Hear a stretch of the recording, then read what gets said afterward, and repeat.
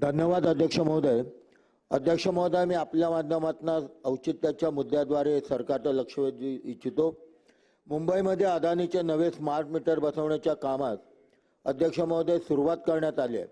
सदर स्मार्ट मीटरमुळे वीज बिलात भरमसाठ वाढ झाल्याने अनेक तक्रारी वीज ग्राहकांकडून होत आहेत। तसेच स्मार्ट मीटरला मोबाईल सारखे मीटर रिचार्ज करावे लागणार असल्यामुळे रिचार्ज संपल्यावर तातडीने ग्राहकांची लाईट बंद होणार आहे। तसेच वीज ग्राहकांना वीज देयक येणार नसल्याने ते किती वीज वापरत याचीही माहिती ग्राहकांना मिळणार नाही। अध्यक्ष महोदय, संपूर्ण भारतात अदानीच्या विद्युत मीटरनं स्मार्ट मीटरना मोठ्या प्रमाणात विरोध होत असताना महाराष्ट्रात अदानीने बेश उपक्रमाला स्मार्ट मीटर लावण्यात नेमक्या कशाच्या आधारावर परवानगी दिली याचा विचार करणे आवश्यक आहे। या संदर्भात आम्ही बेशचे महाव्यापार व्यवस्थापक यांची भेट घेऊन मुंबईतील नागरिकांचा विरोध दर्शवला होता।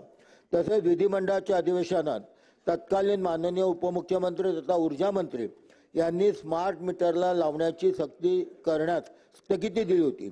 या संदर्भातील पत्र ब्रेश प्रशासनाने आम्हास दिले होते, परंतु असे असतानाही निवडणुकीनंतर ब्रेश प्रशासनाकडून स्मार्ट मीटर लावण्याची सक्ती केली जात आहे। तसेच अदानी आणि ब्रेश उपक्रमांमध्ये विद्युत स्मार्ट मीटर लावण्याबाबत झालेल्या कराराची प्रत शासनाने उपलब्ध करून द्यावी। त्याचप्रमाणे राज्यातील विशेषतः मुंबईतील वीज ग्राहकांकडून अदानीच्या वीज मीटरला होत असलेला विरोध लक्षात घेऊन बेशसोबत झालेला करार रद्द करण्यात यावा, अशी मी औचित्याच्या मुद्द्याद्वारे शासनाला विनंती करत आहे।